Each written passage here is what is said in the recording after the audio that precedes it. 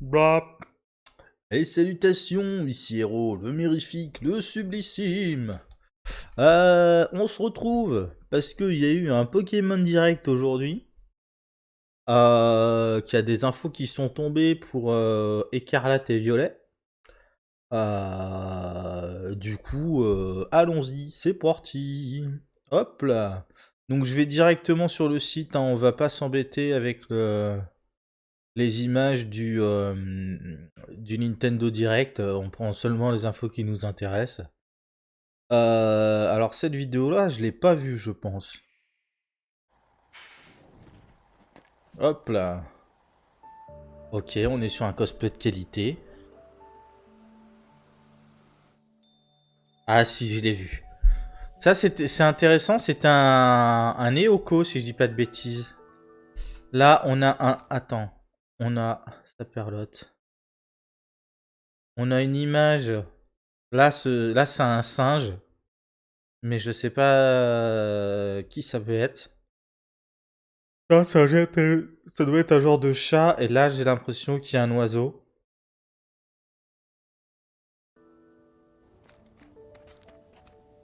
Deux petits gamins en tenue traditionnelle. Et ben voilà, les trois. Un oiseau, un chat et un singe. Si c'est des nouveaux Pokémon, c'est très intéressant. Parce que on parle, tu vois le titre belge en anglais. Je vois pas pourquoi il est déjà, c'est la vidéo belge et pourquoi le titre est en anglais, mais peu importe. Le trésor caché de la zone 0. Zone 0 que pour l'instant j'ai pas encore atteint dans le jeu parce que j'ai pas touché depuis novembre.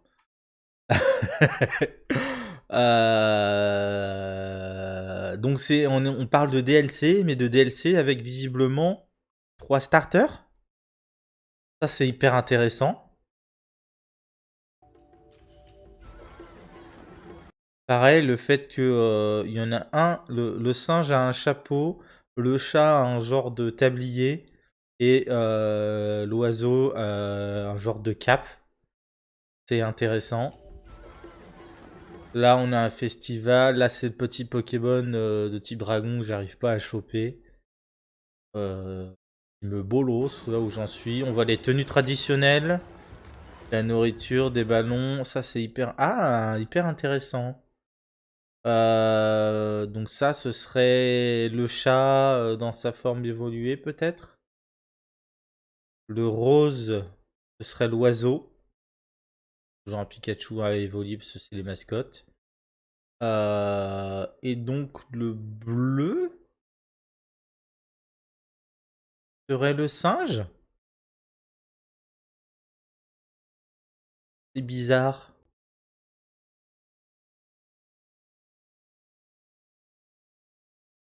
Le bleu serait le singe. Ouais, c'est avec les deux naseaux. Avec un genre de masque qui ferait des lunettes. Un bandeau sur la tête. Là, le chat a un masque. L'oiseau a un masque. Et là, il y a un autre machin. Est-ce que ce serait pas ça plutôt le singe? Il y a un espèce de singe, démon singe à cornes là. Un Wukong cornu. Lichera. Le feu d'artifice. Au nombre de 3. On a un écriteau dans la forêt. Ok, très intéressant. On a une Pokéball cornue. On a 3 symboles. Là, la figure cornue, elle est là. C'est un grand monstre machin. Là, on a le petit singe. On a... Mais c'est chelou ce truc. Là c'est l'oiseau. Là, c'est le singe, c'est sûr. Et là, ce serait le chat? Ou un ours, peut-être?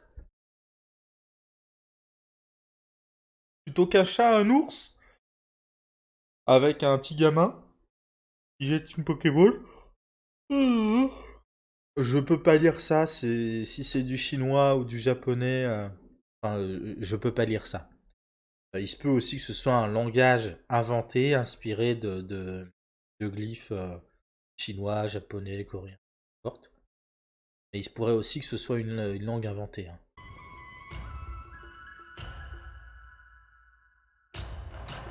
Ouh, ouh, on a des images Waouh, les gamins en habit traditionnel. Donc on est dans la droite lignée de... Alors c'est hyper intéressant parce que du coup, on est sur des DLC comme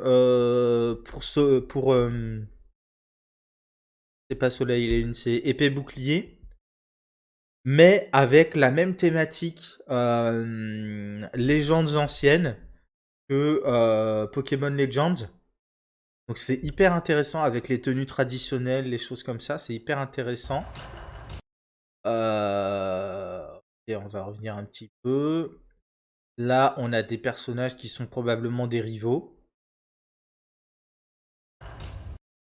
Là, on a un singe, un oiseau. Ouh. L'oiseau est intéressant. Et un genre de chat-ours chelou. Ouais, je pense qu'on est sur un chat-ours. Ok, là c'est intéressant. Donc c'est un festival avec une Pokéball avec des petites cornes. On voit plein d'images, les images des différents types. Enfin, les symboles des différents types. Ça c'est hyper intéressant sur chaque lanterne. Et du coup, mis en avant nos deux personnages, j'avais pas fait attention au motif sur leurs vêtements, mais c'est le motif avec justement les trois Pokémon là, slash starter de DLC, c'est intéressant. Les rivaux, qui sont intéressants aussi, qui ont des couleurs spécifiques. Et derrière, le chat, le singe et l'oiseau. D'accord, avec une figure étrange. Figure étrange derrière de très grande. Très intéressant.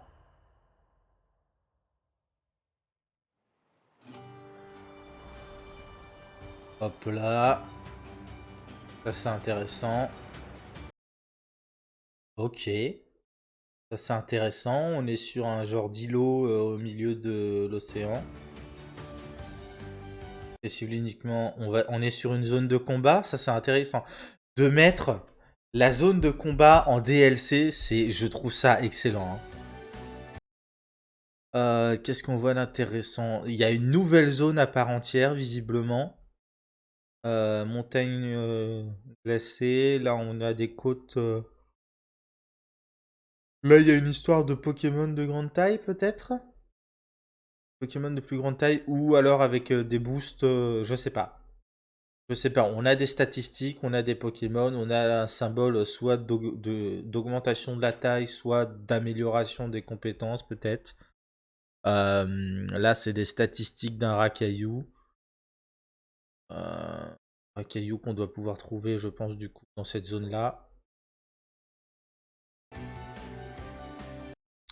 Ah, on était dans une salle de classe. Donc on reste dans la logique de la salle de classe, de l'apprentissage, etc. Ça, c'est hyper intéressant.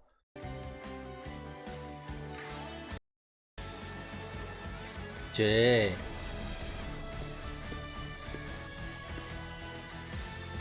images sont très très classes. Et on a 4 adversaires en face. Ok. Alors, donc Cara Design de... Donc ça va être les tenues dresseurs d'élite, invisiblement.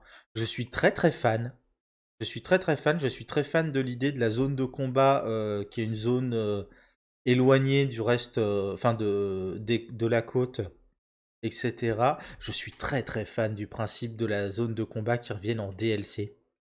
Parce que ça permet au jeu de se focaliser. En fait, je pense que c'est une bonne formule à garder pour la suite. Le seul truc qui m'emmerde, c'est que ce soit des DLC payants, en fait.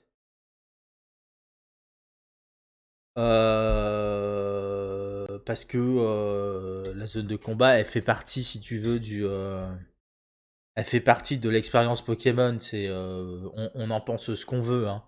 Mais depuis Pokémon Emerald, la zone de combat, elle fait partie de l'expérience Pokémon, au même titre que les Pokémon légendaires, au même titre que l'histoire contre la team de méchants, au même titre que la quête des 8 badges et de la Ligue Pokémon, etc., etc., etc. Je suis très fan du principe des DLC qui arrivent après coup pour, comment dire, continuer à créer de l'événement sur un jeu. Euh, je suis pour en fait la planification de ton jeu, c'est-à-dire tu sors ton jeu année 1, euh, tu sors ton jeu avec peut-être juste une partie de l'histoire, donc partie vraiment apprentissage, etc., etc. Quitte d'ailleurs à le caper, genre niveau, je sais pas, tu dis caper niveau 30. euh, Au bout de 3 mois, tu sors le premier DLC gratuit, et compris dans l'expérience Pokémon de base, qui est les 8 badges d'arène, avec potentiellement même, tant qu'à faire, avoir 16 champions, de manière à ce que chacun puisse faire ses trucs à droite à gauche, et ainsi de suite. Tu vois ce que je veux dire? C'est hyper intéressant. Mais donc voilà, donc le Cara Design des dresseurs d'élite. On a les trois starters dans leur forme finale, c'est intéressant. Là, on a deux personnages qui sont vraisemblablement des grands champions euh, de, de ce tournoi. On a quatre autres personnages qui sont, à mon avis, des rivaux, mais d'un autre niveau, si tu veux, d'un niveau peut-être un peu moindre. Euh, je suis partisan aussi, hein, dans épée bouclier. Parmi les gens que tu affrontais, que ce soit au niveau de la ligue ou après, il y en avait une grande partie qui étaient des randoms. Alors des randoms avec un nom, une équipe dédiée et que tu voyais régulièrement, mais des randoms au sens où c'était pas des, enfin, c'était des PNJ, c'était vraiment des PNJ. C'était pas des personnages avec un chara design euh, réfléchi, enfin bien réfléchi, bien avec une personnalité propre. Voilà, donc c'est-à-dire que, mis à part tes rivaux que tu voyais dans l'aventure et les champions d'arène, les autres étaient des randoms. Et ça, c'est un problème. J'appréciais dans Soleil et Lune, par exemple, que parmi les gens qui venaient t'affronter quand tu étais champion, quand tu étais maître de la ligue, pardon, qu'il y avait des personnages comme Solan, que tu ne connaissais pas, que tu n'avais jamais vu avant, et qui arrive avec un chara design, avec une personnalité propre, etc., etc. Parce que la ligue Pokémon, et d'autant plus si on est sur la zone de combat où c'est vraiment l'élite de l'élite, c'est un endroit où il n'y a pas de place pour les PNJ. C'est un endroit où chaque personne qui vient est un personnage principal de sa vie. Euh, voilà, voilà.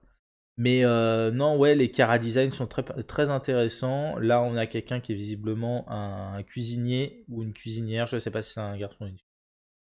Là, quelqu'un qui est branché visiblement mode, bijoux, etc. C'est du rose partout. Ok. On a quelqu'un qui est clairement de type acier, je pense, avec ces espèces d'écrous qui. Je sais pas si c'est des extensions de ses cheveux ou des choses comme ça. Là, on a quelqu'un qui est vraisemblablement du type dragon avec un Zorua ou un Zoroark en Pokémon principal. C'est vu le Chara Design. Là, c'est couru d'avance. Là, je sais pas trop quoi penser. Peut-être un. Non, je sais pas. Je sais pas. Là, je pense que c'est quelqu'un qui utilise un Zoroark de Galar. Donc en haut à gauche là du quatuor. Euh, En bas à gauche, clairement, il y a une thématique type feu avec une poêle. Je pense qu'on est sur un Daru Macho. Classique, un Darumacho type feu. Tu vois, les sourcils, voilà. Là, je pense qu'on est sur un type fée, mais je sais pas encore qui. Ça pourrait être un coquille. Un Rosabis peut-être. Un Rosabis peut-être. Voilà. Là-haut, probablement un magnéton ou un magnézone. Voilà. Là en bas, je sais pas. Mais c'est hyper intéressant.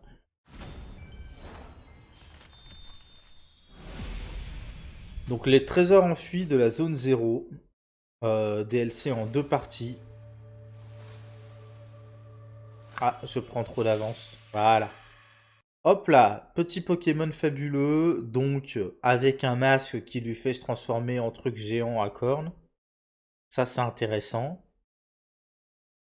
C'est intéressant le principe des fabuleux qui ont une forme super puissante quand ils sont mis au contact d'un artefact. J'aime beaucoup, hein, j'aimais beaucoup ou pas pour ça. Je pense que c'est un truc qu'il va falloir généraliser sur les autres. De la même manière que je suis très fan du fait que les Pokémon Starter aient 3 formes et une quatrième forme qui, elle, est une forme plus puissante qui leur permettent de rivaliser avec certains légendaires. Je pense qu'il faut le généraliser sur tous les starters. Euh, et bien de la même manière, je pense que le principe des fabuleux qui ont une forme tout mimi, tout choupi, et une forme à l'aide d'un artefact magique qui les transforme en véritable titan, je trouve ça très très fun. Ça fait partie des schémas récurrents qu'il me paraît bon de garder et de réitérer dans la suite de la licence. Volume 1, le masque turquoise. Ok.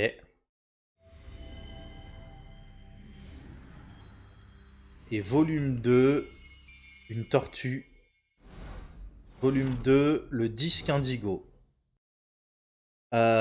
Tortue Terra Cristal, hein, très intéressant. Oh, c'est génial! Alors, si t'es pas au courant, le premier concept art, enfin le premier concept de Carapuce était inspiré donc d'un phénomène de la vie réelle où en gros les tortues passent tellement de temps dans l'eau que sur leur carapace viennent se fixer des algues qui font qu'ils ont un genre de queue de traînée un peu comme on voit sur cette tortue-là. Et la forme finale en fait, le stade Karabaf a gardé ce principe-là, et la forme finale de cette lignée, originellement, devait être un Tortank, mais sans les canons, et avec une espèce d'immense de queue plumeuse comme ça, euh, qui représenterait un genre de vague déferlante derrière lui. C'est hyper intéressant parce que c'est ce même concept qui est recyclé là. Donc je suis assez curieux de voir ce Pokémon-là. Je suis très curieux de savoir quelle taille fait exactement ce Pokémon. Parce que ça peut être un truc tout petit, comme ça peut être une tortue absolument énorme. Ouais, ouais, ouais. Je sais pas du tout. Ça a l'air extrêmement intéressant pour le coup. Disponible sur le Nintendo eShop, sortie prévue à l'automne 2023 et à l'hiver 2023. Très bien. Très bien, très bien, très bien. Ça veut dire qu'il faut, avant ça, que je termine l'histoire d'Écarlate et Violet. Que je retourne sur Épée Bouclier pour finir les DLC. finir ma complétion du Pokédex. Et ensuite transférer tout ça sur Pokémon Écarlate et Violet, histoire de remplir aussi mon Pokédex, etc. etc. Eh ben, c'est un programme intéressant. Mais pareil, tu vois, là, ils affichent pas le prix. Ça perlote. Ils affichent pas le prix.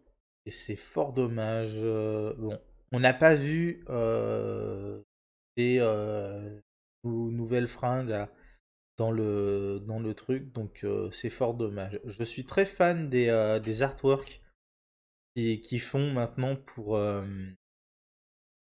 dans un nouvel onglet. Oh, elles sont pas très grandes ces images-là. Ah, c'est fort dommage. J'en aurais bien fait un papier peint, ou un écran de bureau là. C'est dommage. Donc le masque turquoise. Partez en voyage scolaire à Septentria, au-delà des frontières de Paldea. Vous rencontrerez de nouvelles personnes et de nouveaux Pokémon tout en perçant le mystère des récits populaires de ce lieu. Le masque turquoise sortira à l'automne 2023. La date de sortie est susceptible d'être modifiée. D'accord. Donc le DLC, ils en ont prévu une partie, mais ils sont encore susceptibles de modifier la date de sortie si jamais il y a besoin de davantage de taf dessus. Le disque Indigo. Votre histoire se poursuit dans le cadre d'un échange scolaire à l'Institut Myrtille.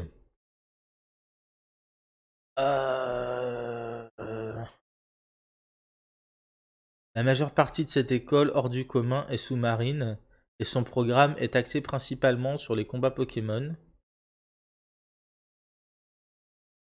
Le disque Indigo sortira à l'hiver 2023, la date de sortie est susceptible d'être modifiée.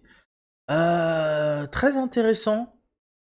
Donc l'Institut Myrtille. Donc en gros, le principe de la troisième version, il garde le principe du triptyque en fait, mais ils le mettent en DLC et un DLC qui est commun aux deux autres. Ça, c'est intéressant. C'est hyper intéressant. Découvrez Felicanis, Portusimia et Favianos. D'accord, un trio de Pokémon héroïques qui jadis protégèrent Septentria.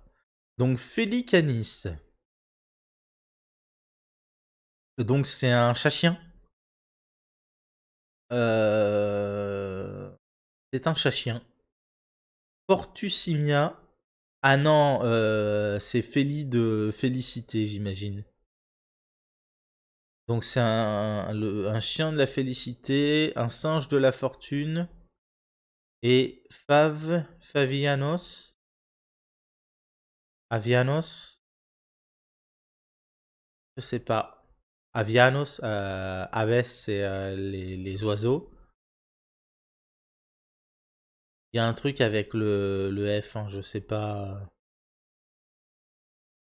Ouais. Le retour de Pokémon familiers, ces extensions contiennent plus de 230 Pokémon familiers qui n'apparaissaient pas dans Pokémon Écarlate et Violet.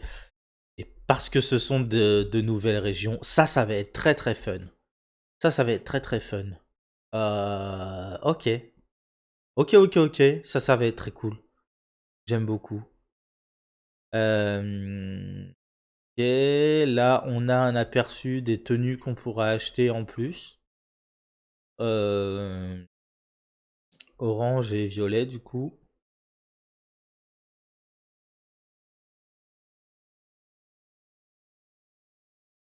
Qu'est-ce que c'est? En achetant un trésor, vous pourrez obtenir un Zoroark de Hisui doté d'une capacité insolite. Dans votre jeu, c'est type ténèbres, ça, non? Je sais plus. Je sais plus exactement. Là, c'est. Ah, là, on dirait qu'il a une attaque jackpot. Et là, c'est une autre attaque. C'est chelou. Ok. Du coup. découvrez de nouveaux Pokémon. Alors, poète poète poète, poète poète poète, poète poète poète poète poète, poète poète poète poète poète, poète poète poète poète. Bon, visiblement, on se spoil méchamment le reste du jeu. Hein. Ça, j'ai pas encore fait Hurle-Queue, etc.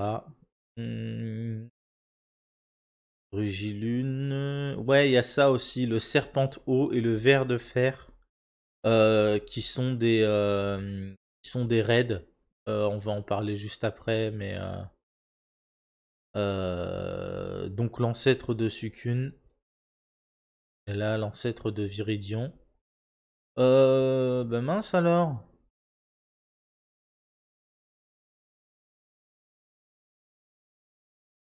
Personnage. Ah, ça y est, on a des artworks pour tous les personnages à peu près. C'est trop cool. C'est trop cool. Et donc, accueil. Disponible dès maintenant. Poète, poète, poète. Découvrez les nouveaux Pokémon. Ta, ta, ta. Mince alors. Où est-ce que j'avais vu ce truc-là? Dans le truc de Pokémon là. C'est là, c'est là, c'est là. Ouais, j'avais vu ce truc-là. C'est quoi, Germéclat?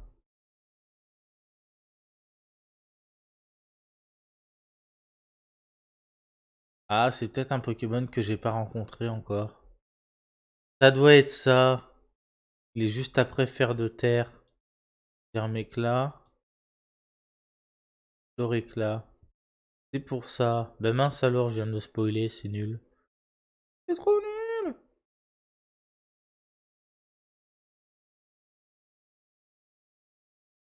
Bon, bref.